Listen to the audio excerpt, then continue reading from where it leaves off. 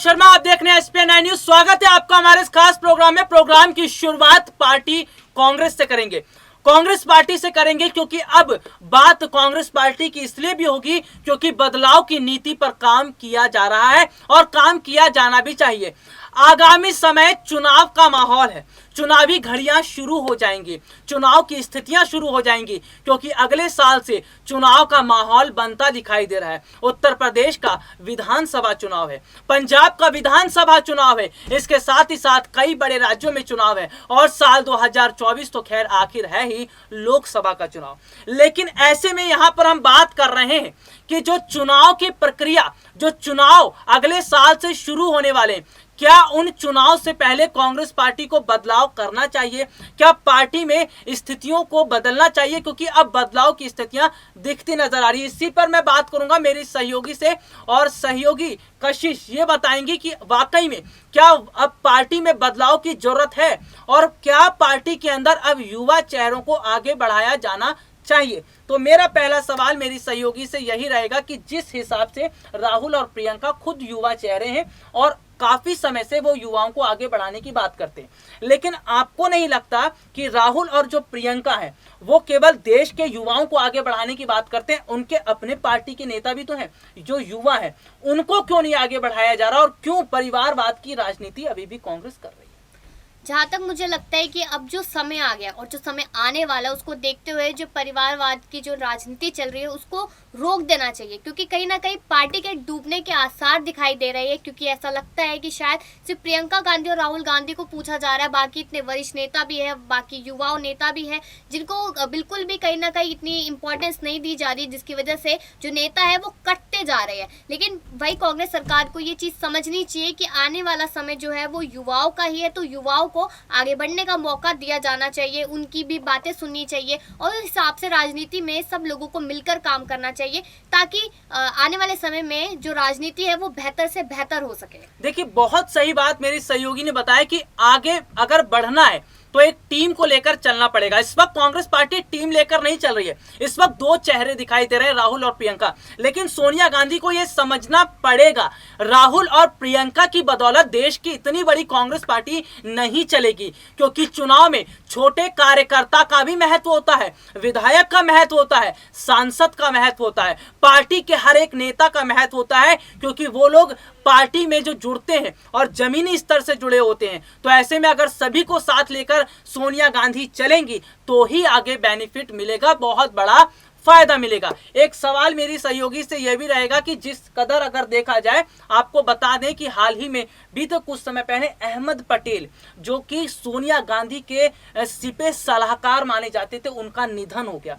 उनके निधन के बाद जो सलाहकार की पद है, जो पोस्ट है, वो खाली हो गई। ऐसे में सोनिया को ये लग रहा है कि यहाँ पर कहीं ना कहीं एक ऐसे व्यक्ति को बिठाया जाना चाहिए जो पार्टी को बेहतर कर सके, बेहतर आगे बढ़ा सके। तो आपको क्या लग रहा है कि प्रशांत किशोर जो चुनावी रणनीतिकार हैं, चुनावी रणनीतियां बनाते हैं, उनकी रणनीतियां कांग्रेस के लिए बेहतर साबित होगी और क्या प्रशांत किशोर के सारे सोनिया गांधी आगे के चुनाव जीत पाएंगी?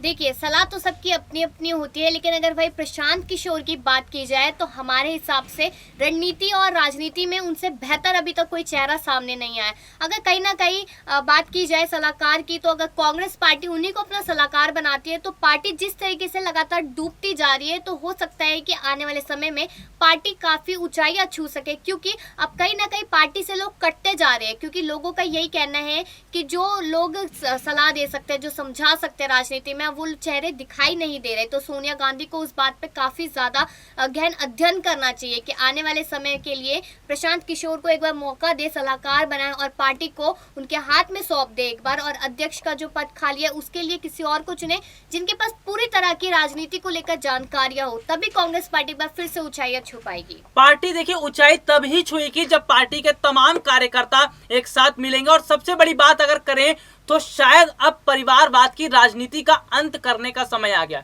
अगर सोनिया गांधी ये चाहती हैं कि देश की सबसे बड़ी पार्टी कांग्रेस पार्टी, जिसने 70 साल राज किया है, बहुत बड़ी बात होती है देश में 70 साल राज करना, उसके बाद पार्टी जिस तरह टूटी है ये सोनिया गांधी भी जानती है, तो कहीं ना कहीं प्रशांत किशोर की भूमिका बहुत बड़ी रहेगी। और अगला सवाल मेरी सहयोगी से यह भी रहेगा कि आपको क्या लग रहा है कि जिस तरह से, मैं राजस्थान की स्थिति के बारे में आपको बता देता हूं, राजस्थान के में जो खटपट चल रही है गहलोत और सचिन पायलट के बीच में। सचिन पायलट युवा नेता हैं, पार्टी के साथ बीते काफी वर्षों से जुड़े हैं, सचिन पायलट भी युवा हैं, तो ऐसे में अगर देखा जाए क्या सचिन पायलट को मुख्यमंत्री बनाया जाना चाहिए, क्योंकि गहलोत जो है वो मुख्यमंत्री पद नहीं संभाल पा रहे, युवा के हिसाब से? युवा के हिसाब से यही है, क्योंकि अगर पुराने, भले ही वो वरिष्ठ हो, लेकिन अगर पुराने नेता जिनकी उम्र काफ़ी ज़्यादा हो गई है, अगर उन्हीं को हमेशा मुख्यमंत्री बनाकर रखना चाहिए, तो काफ़ी ऐसे युवा है, काफ़ी ऐसे लोग हैं जो शायद अपनी बातें, अपनी चीज़ें नहीं पहुंचा पाते हैं। तो अगर कहीं ना कहीं अगर किसी युवा को मौका दिया जाता है पार्टी में और मुख्यमंत्री के रूप में, तो काफ़ी ऐसी चीज़ें हैं जो सही हो सकेगी, सुविधाएँ मिल सकेगी, लोग वो बातें जाकर अपने मुख्यमंत्री से कर सकेंगे। तो एक युवा चेहरा काफ़ी ज़्यादा सहायक होता है किसी भी जगह के लिए। तो कांग्रेस पार्टी को कहीं ना कहीं इस चीज का मौका देना चाहिए। जैसे कि इन्होंने भी बताया कि 70 साल पार्टी ने यहाँ पर मतलब कि पूरा अपना राज किया था और अब पार्टी इतनी बुरी तरह टूट चुकी है, तो कुछ ऐसे कदम उठाने पड़ेंगे, कुछ ऐसी चीजें करनी पड़ेगी जिससे एकदम सीधा लोगों से मिलाप हो। यानी कि अगर कहा जाए तो बदलाव की जरूरत। और सबसे बड़ी बात देखिए, अगर कहा जाए तो सचिन पायलट को मुख्यमंत्री बनाने के लिए राजस्थान की जनता ने काफी समय पहले से ही आवाज बुलंद की थी, क्योंकि देखा जाए सचिन पायलट की राजनीतिक पकड़ काफी ज्यादा मजबूत है। और कहीं ना कहीं अगर वाकई में युवाओं के बारे में सोनिया गांधी सोच रही है, तो पहला मौका सचिन पायलट से शुरुआत किया जाना चाहिए। और सबसे बड़ी बात अगर देखा जाए, साल 2024 के लोकसभा चुनाव की भी थोड़ी जानकारी हम यहाँ पर आपको बता देते हैं, थोड़ी स्थिति आपको बता देते हैं कि क्या हाल रहने वाला है। तो ऐसे में अगर मैं अपने सहयोगी से पूछूं, साल 2024 जो कि लोकसभा चुनाव है, बहुत बड़ा चुनाव होगा, ये चुनाव जीतने के लिए मोदी सरकार जी जान लगा देगी। और कहते हैं कि उत्तर प्रदेश का जो विधानसभा चुनाव है, उत्तर प्रदेश से दिल्ली का रास्ता तय होता है। तो क्या लग रहा है आपको कि जो साल 2024 का लोकसभा चुनाव है, उसको जीतने के लिए एड़ी चोटी का जोर क्या विधानसभा, यूपी विधानसभा चुनाव में बीजेपी लगाएगी? लगाना चाहिए। अगर उनको जीतना है तो उनको एडी चोटी का जोर लगाना चाहिए, क्योंकि जैसा कि आपने बोला कि यूपी की कहीं ना कहीं जो मिलाप है, जो लाइन है, वो दिल्ली को जोड़ती है। तो उस वजह से मैं कहना चाहूँगी कि यूपी में कड़ी मेहनत की जाए, तो तब भी बीजेपी सरकार वहाँ आ सकती है। और आने वाले लोकसभा में भी वो बीजेपी पार्टी हो या कांग्रेस पार्टी हो या अन्य कोई भी पार्टी हो, तो ईडी चोटी का जोर हर किसी पार्टी को लगाना चाहिए। क्योंकि सत्ता में आना सिर्फ बातें करना ही नहीं होता है। लोगों के लिए आप सत्ता में आए हैं ताकि आप लोगों की मदद करें, आप लोगों की प्रॉब्लम्स को सॉल्व कर पाए। तो हर कोई पार्टी उसको इतना जोर लगाना पड़ेगा ताकि वो लोगों से सीधा संपर्क कर पाए और उनकी बातों को समझकर उसका सॉल्यूशन भी निकाल पाए। यानी कि अगर कहा जाए तो चुनाव जीतना है तो शुरुआत उत्तर प्रदेश से करनी होगी। और अगर उत्तर प्रदेश से शुरुआत होती है तो शायद 2024 की तस्वीर बदलेगी।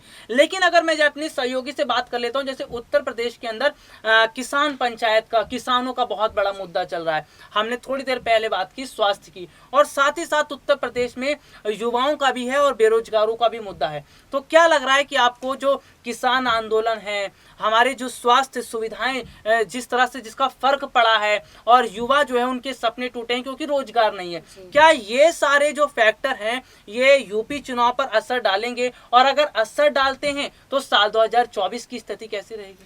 अगर ये सारे सवाल उठाए जाए और बार बार उठाए भी जा रहे हैं लोगों की तरफ से कि ना यहाँ पर रोजगार है, ना ही स्वास्थ्य सुविधाएं है, और जिस तरीके से किसानों का आंदोलन लगातार चल रहा है, उसको देखते हुए काफ़ी लोग निराश है योगी सरकार से, क्योंकि उनका यही कहना है कि हमारे लिए यहाँ पर कोई भी काम नहीं किया जा रहा, तो हम वापस से इस सरकार को क्यों यहाँ पर लेकर आए।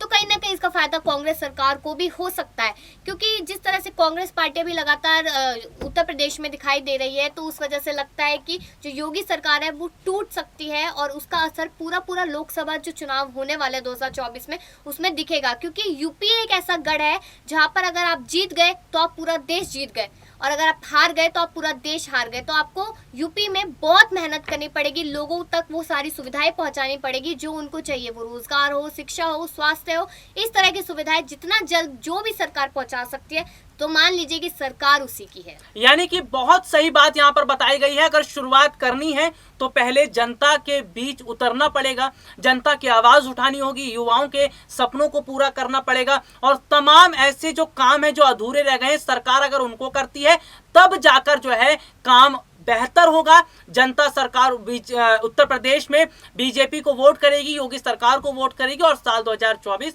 मोदी सरकार का रहेगा। चलिए देखते हैं चुनाव की घड़ियां क्या कुछ कहती हैं और चुनाव में किस तरह फेरबदल होंगे ये भी हम आपको बताएंगे। लेकिन हाँ, अगर बात करें चुनाव से जुड़ी तमाम जानकारियां हम अपने दर्शकों तक पहुंचा रहे हैं, इसके साथ ही साथ तमाम बड़ी खबरें भी पहुंचा रहे हैं। चलिए आज के लिए इतना ही, आपसे फिर मुलाकात होगी, तब तक के लिए इजाजत दीजिए, नमस्कार।